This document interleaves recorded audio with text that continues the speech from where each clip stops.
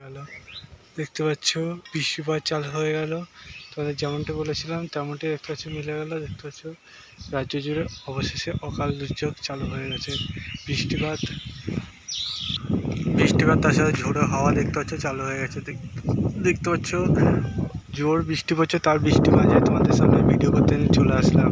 দেখতে পাচ্ছ কি পরিমাণে ঝড় বইছে, ঝড় বইছে যে কথা বলছি হয়তো ফেটে যেতে পারে, কিন্তু তোমরা কিছু মনে করো না। একটা জন্যই তোমাদের প্রবলেম, সেটা হলো প্রচণ্ড পরিমাণে যে ঝড় বইছে সেই জন্য। ঠিক আছে, যাই হোক, ঝোড়ো হাওয়া বইছে। ঝোড়ো হাওয়াটা স্থায়িত্ব যত সময় করাবে তত বাড়বে, আমরা দেখতে পাবো। এবং এটি বন্ধুরা যে বিকালের পর গভীরভাবে নিম্নচাপ সৃষ্টি হবে এবং বৃষ্টিপাতও চালু হয়ে যাবে বন্ধুরা। তাই যারা বাইরে আছো, ঠিক আছে, মানে মাঠে ঘাটে আছো, তাদের বলবো খুবই সতর্কভাবে চলাচল করো। ঠিক আছে বন্ধুরা, কারণ বন্ধুরা বিকালের পর থেকে আমাদের দুর্যোগ বাড়ার কথা আছে।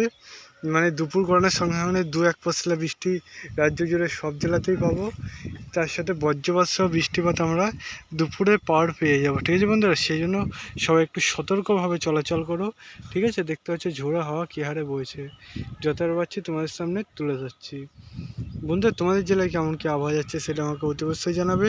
আকাশ পুরোপুরি পরিষ্কার থাকবে না, আজকে মেঘলা ভাব থেকেই যাবে। বৃষ্টিপাত 2-1 পশলা আমরা পাবো সবসময়তেই। ঠিক আছে, সেই না বন্ধুরা, সেই জন্য তোমরা এই যে বজ্রপাত রক্ষা পাওয়ার জন্য অতি অবশ্যই সতর্কভাবে চলাচল করবে। দেখতে পাচ্ছ কী হারে ঝড়ো হাওয়া বলছে। চলো বন্ধুরা, এখন এই পর্যন্তই থাক। আবার পরবর্তীতে তোমাদের আপডেট কিছু নিয়ে দেখা হবে। ঠিক আছে, আগামী 3 ঘন্টার মধ্যে যে বজ্রপাত সহ বৃষ্টিপাত হচ্ছে সেখান থেকে সবাই সুস্থ থাকো। ঠিক আছে, এটা আমি বলতে চাই।